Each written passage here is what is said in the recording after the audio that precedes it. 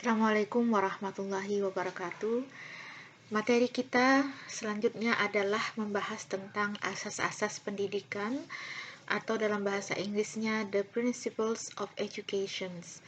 Ketika kita bicara tentang asas-asas, maka perlu kiranya kita melihat definisi yang diberikan oleh kamus tentang makna dari asas-asas ini. Mari kita lihat definisi yang dikemukakan oleh Cambridge Advanced Learner Dictionary yang menyatakan bahwa asas adalah a basic idea or rule explains or control how something happens or works. Asas adalah ide dasar atau hukum dasar yang menjelaskan atau yang mengontrol bagaimana sesuatu terjadi atau bekerja. Kemudian, The Merriam-Webster Dictionary mengemukakan beberapa definisi tentang asas. Salah satu dari definisi tersebut yang cukup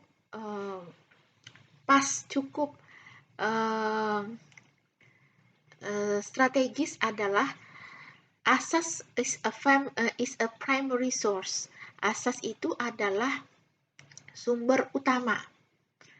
Kemudian, kamus The Newberry House Dictionary menyatakan bahwa ketika kita bicara tentang asas, maka kita definisinya adalah a standard or a rule.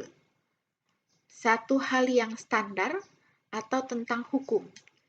Nah, ketiga definisi yang berasal dari 3 kamus dalam bahasa Inggris ini mendapat penegasan dari Kamus Besar Bahasa Indonesia Online, di mana kamus ini menyatakan bahwa ketika kita bicara tentang asas, maka itu adalah dasar atau sesuatu yang menjadi tumpuan berpikir atau berpendapat.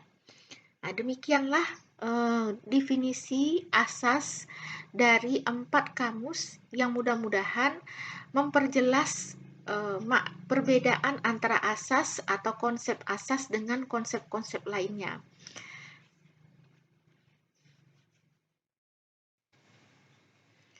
Ya, ada 3 asas dalam pendidikan. Asas yang pertama disebut dengan pendidikan seumur hidup atau dalam bahasa Inggrisnya diterjemahkan sebagai long life education. Asas yang kedua adalah kemandirian yang dalam bahasa Inggrisnya adalah independency, dan asas yang ketiga adalah Tutwuri Handayani.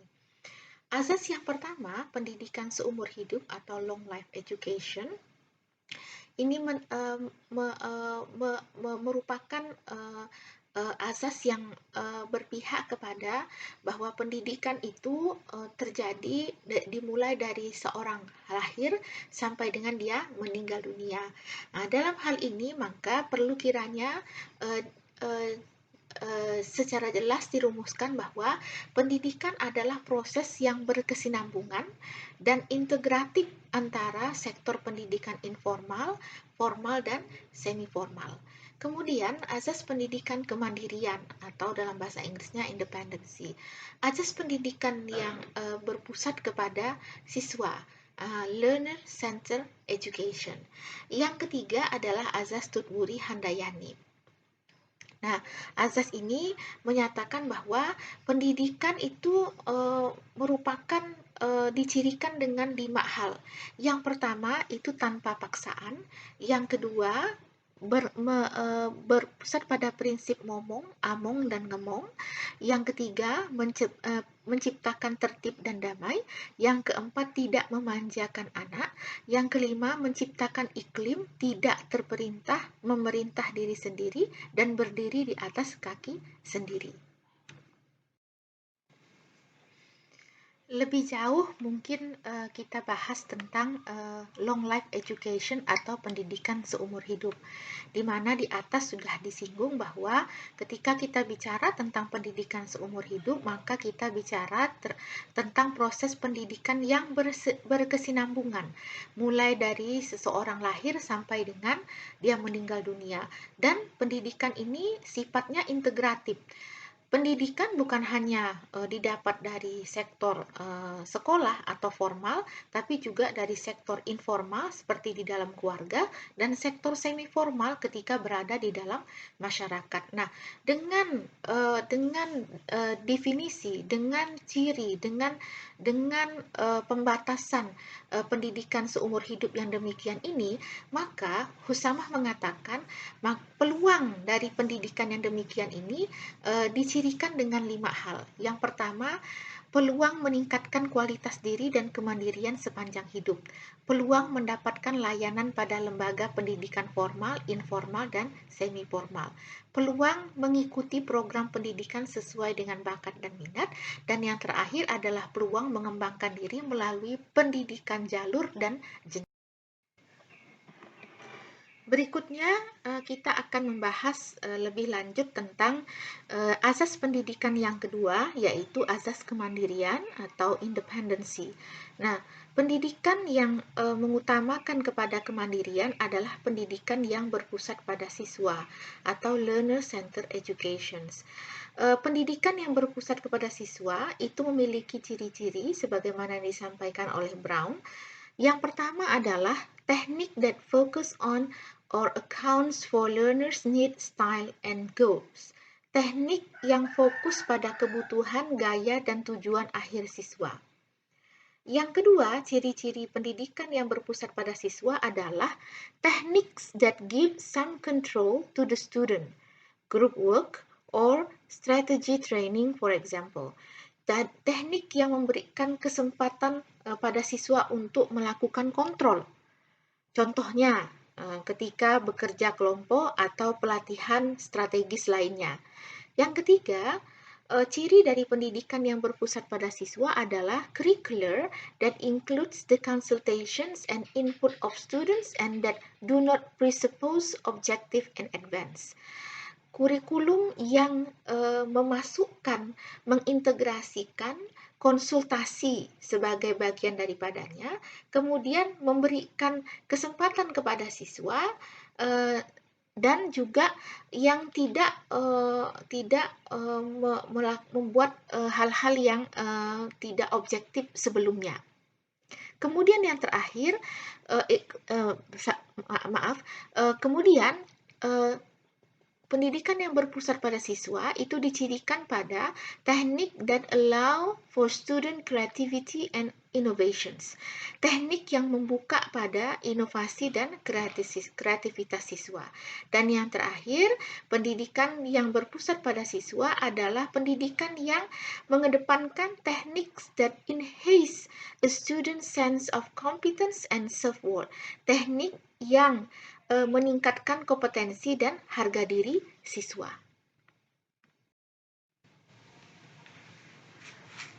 Berikutnya adalah azas pendidikan yang ketiga yang disebut dengan Tutwuri Handayani. Tutwuri Handayani ini merupakan salah satu dari 3 semboyan pendidikan yang dikemukakan oleh Ki Hajar Dewantara. Tutwuri Handayani diartikan sebagai di belakang memberi dorongan. Adapun 2 semboyan lainnya adalah Ingarso Suntolodo dan Ingmadia Mangunkarso. Ingarso Suntolodo artinya di depan memberi teladan, Ingmadio Mangunkarso di tengah-tengah memberikan bimbingan. Nah, semboyan Tutwuri Handayanilah yang menjadi asas dari pendidikan yang ketiga.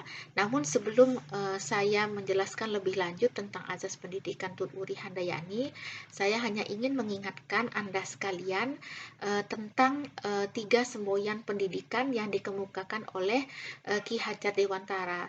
Mungkin perlu Anda merefresh, mengingat kembali bahwa Ki Hajar Dewantara adalah bapak pendidikan kita. yang lahir pada tanggal 1 Mei, yang kemudian tanggal 1 Mei ini diperingati sebagai Hari Pendidikan.